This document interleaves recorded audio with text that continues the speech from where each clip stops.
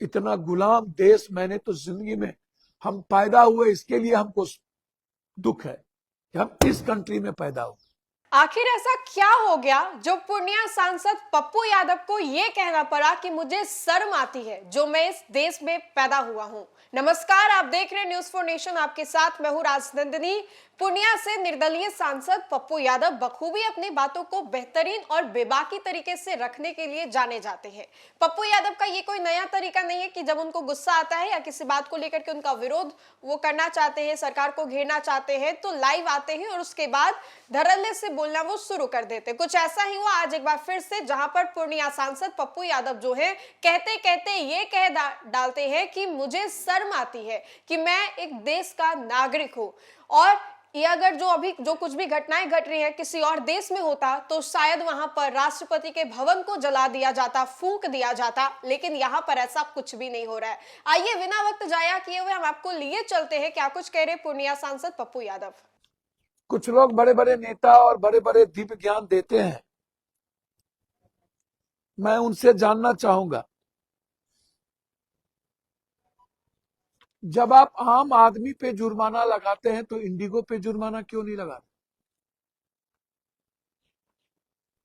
जो एक दिन में 20,000 करोड़ रुपया कमाता है और एक दिन में जिस पब्लिक के पास 500 रुपया नहीं होता उसको आप 5,000 का जुर्माना सड़कों पे लगा सकते हैं, तो 20,000 करोड़ रुपया कमाने वाले पर जितने फ्लाइट कैंसिल हुए हर व्यक्ति को 1,00,000 रुपया ये क्यों नहीं देगा? और सरकार 500 करोड़ रुपया क्यों नहीं कमाएगी? आप कहते हो कि मैं टिकट का पैसा लौटा रहा हूं, अरे आप मेरे पर कृपा कर रहे हो, वो मेरा पैसा है, लेकिन जो मेरी जिंदगी छीन ली गई, मेरे पास परेशान हुआ, हम 50 किलोमीटर से चले, कह दिया गया कि फ्लाइट रीशेड्यूल हो गया, फिर कह दिया गया फ्लाइट कैंसिल हो गया, फिर कह दिया गया नहीं कैंसिल नहीं हुआ है, आप आइए। और लोगों को बुलाकर लाइन की कतार में खड़ा कर ठंड के महीने में किसी की चाबी, किसी के घर की चाबी किसी के बैग में रह गई, वो बैग बंबई छूट गया, किसी का बैग पटना चला गया, किसी का बैग हैदराबाद चला गया, किसी माँ की शादी थी बेटी की, उसका जेवर कहीं और रह गया, आप उसको कर्ज नहीं दोगे? उसके जो वो परेशान हुए उस जनता को आप, क्या ये कंपनी पैसे नहीं देगी? ये दिव्य ज्ञान वाले नेता लोग, पब्लिक से तो कुछ पूछनी ही नहीं है, पब्लिक का तो कोई औचित्य इस कंट्री में नहीं है। यही घटना किसी और कंट्री में हुई होती तो पीएम और सीएम और राष्ट्रपति का घर जल गया होता। इस कंट्री में कुछ भी नहीं हो सकता। इतना गुलाम देश मैंने तो जिंदगी में, हम पैदा हुए इसके लिए हमको दुख है कि हम इस कंट्री में पैदा हुए जहां लड़ने की हिम्मत नहीं है। अरे सदन क्यों चुप है? हम लोग क्यों चुप हैं?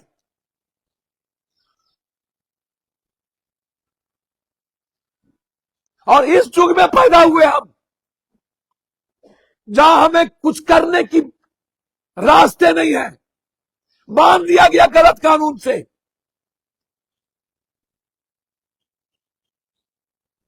इतनी बड़ी त्रासदी दुनिया में कभी नहीं हुई।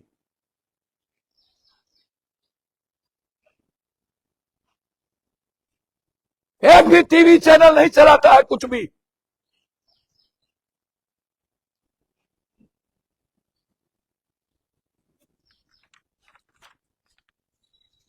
हम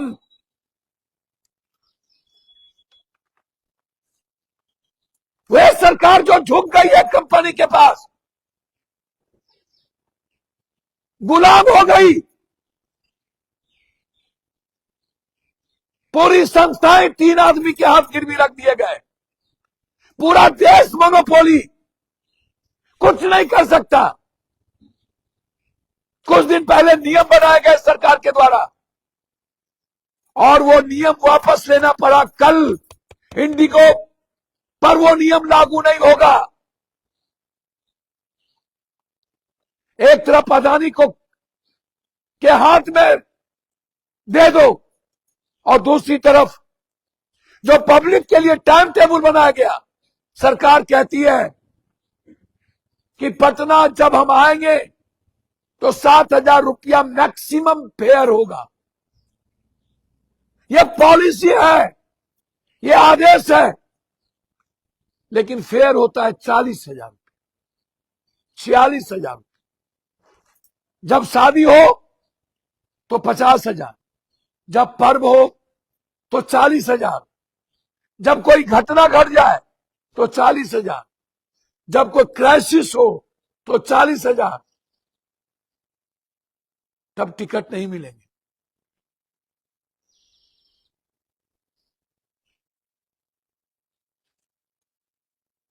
बाहर सरकार, ऐसी सरकार जो अपने ही जनता को इस बंधक बना दिया। हम बंधक हैं इस पूंजीपति के सामने, इस उद्योगपति के सामने। हमारा ईमान, हमारी जमीर, हमारा शरीर, हमारा आत्मा, हमारा मन, हमारी अभिव्यक्ति गुलाम हो चुकी है और आज हम बंधक बने हुए हैं पूरे के पूरे एक कंपनी इंडिगो के नीचे और सरकार मुखदर्शक बनी हुई। हमारे बच्चे खिड़की पीट रहे हैं, हमारी मां बच्चों को गोद में लेके तड़प रही है। एयरपोर्ट पर 200-300 रुपये में एक समोसा मिल रहा है, 300 रुपये में एक समोसा, फिर भी हमारे बच्चे भूखे। बंधक बना दिए। हम समझ नहीं पा रहे कि ये एक प्रकार का भारत के पूंजीवाद का एक प्रकार का मॉडल क्या है।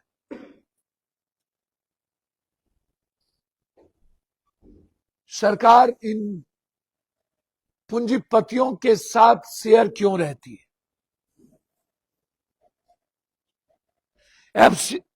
एफएसटीसी को अदानी ने खरीद लिया, उसी दिन से खेल की शुरुआत हुई। हम जब कभी कभी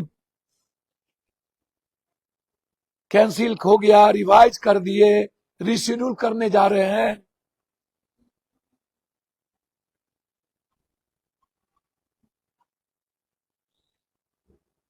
हम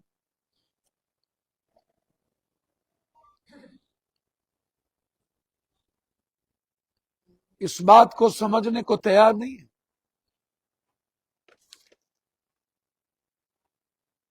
लगभग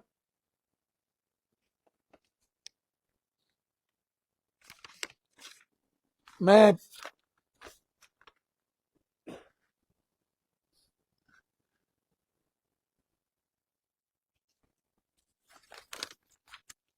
कुछ खेल को समझिए।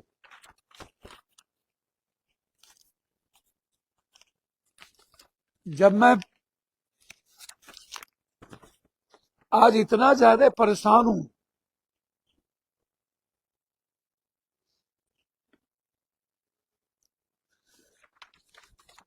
पूरे देश के करोड़ों लोगों की जिंदगी को जिस तरीके से खिलवाड़ किया गया है,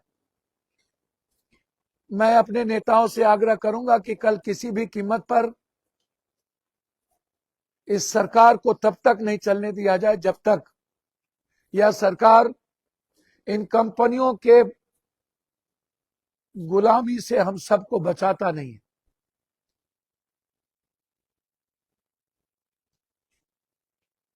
हम कई बार सदन में उठा चुके हैं, हर चीज प्लेन में बेचता है, पानी बेचेगा, इतनी छोटी खाने बेचेगी।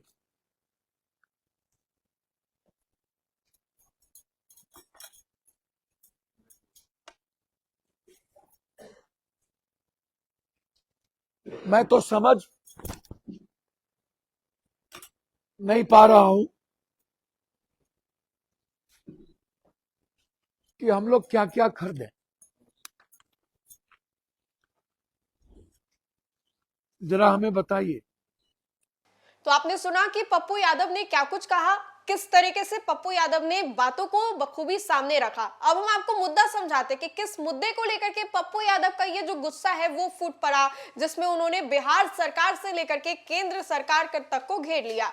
दरअसल बीते कुछ दिनों से बिहार में या फिर ऑल ओवर द इंडिया की बात करें तो इंडिगो वाले फ्लाइट कैंसिलेशन को लेकर के काफी ज्यादा विवाद हो रहा है, जहां पर लोगों को काफी परेशानियों का सामना भी करना पड़ रहा है। लोग ये साफ तौर पे कह रहे हैं कि हमारे सामान को आप लोग भी रख लिए, हमारे स्कूल्स थे, हमारे कॉलेजेस थे, शादी अटेंड करने थे, एग्जाम्स थे, सभी कुछ बर्बाद हो गया, कुछ भी नहीं बचा, सब कुछ खत्म हो गया। इन सभी बातों को सुनकर के पप्पू यादव ने कहा कि अगर ये हालात किसी और देश में हुए होते ना तो शायद वहां पर कोई बड़ा एक्शन लिया जाता, लेकिन यहां पर देखिए शुक्र है कि यहां पर कुछ हो नहीं रहा है। लेकिन पप्पू यादव किस तरीके से गुस्से में ये कह रहे हैं, पप्पू यादव जो है केंद्र सरकार को भी घेर रहे हैं, अपने रडार पर ले रहे हैं और कह रहे हैं कि यही अगर किसी और दूसरे देश में हुआ होता तो शायद स्थिति इस अनुसार नहीं होती। और इसीलिए पप्पू यादव ने यह कहा, शुरुआत में ही हमने आपको सुनवाया कि मुझे शर्म आती है कि मैं इस देश का नागरिक हूं, इस देश में मैं जन्मा हूं, यहां मैं पैदा हुआ हूं। पप्पू यादव की इन बातों को सुनकर के पहले शायद आप भी चौंक गए होंगे कि आखिर क्यों पप्पू यादव ऐसा कह रहे हैं, लेकिन अब चूंकि ये मुद्दा जो हमने आपको बताया वो आपने सुना और अब पप्पू यादव जिस तरीके से कह रहे हैं ये बड़ा सवाल खड़ा करता है कि पप्पू यादव पूर्णिया से निर्दलीय सांसद है और देश को लेकर के इस तरीके के बातों को वो लाइव आकर के कह रहे हैं। क्या ये सही है या गलत, ये आप हमें कमेंट के माध्यम से जरूर बताएं। तो फिलहाल के लिए इस खबर में इतना ही। खबरों का सिलसिला लगातार जारी रहेगा, देखते रहें न्यूज़4 नेशन। बहुत बहुत शुक्रिया।